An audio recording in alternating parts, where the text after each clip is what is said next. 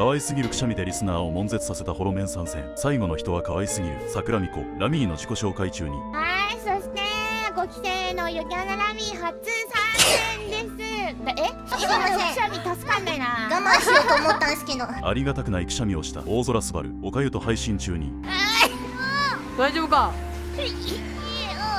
大丈夫か。ダメだもうダメだ、すばら可愛かったのに。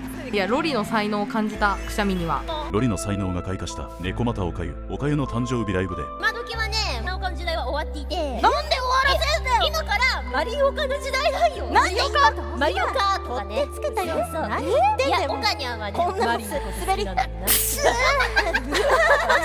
仲裁した